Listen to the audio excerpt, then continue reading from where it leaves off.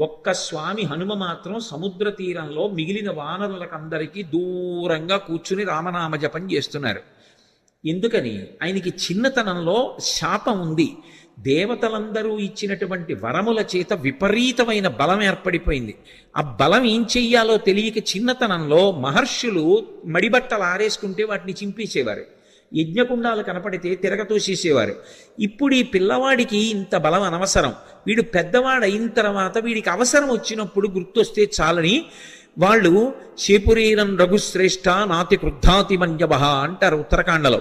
వాళ్ళు ఏం కోపంతో కాదు, ఇప్పుడు ఎందుకు ఈ పిల్లాడికి ఇంత బలం, అవసరం వచ్చినప్పుడు గుర్తొస్తుంది. ఈ పిల్లవాడి బలాన్ని వీడికి మళ్ళీ జ్ఞాపకం చేస్తే వీడికి జ్ఞాపకం వచ్చి శాపం పోతుంది అని శాపం ఇచ్చారు. తన బలం తనకి తెలియదు. అందుకే వాలి తరువుకొస్తున్నప్పుడు కూడా కిష్కింధకాండలో సుగ్రీవుడు పారిపోతుంటే హనుమ కూడా వెళ్ళిపోయారు తప్ప వాలికి ఎదురు తిరగలేదు. తన బలం తనకి తెలియదు.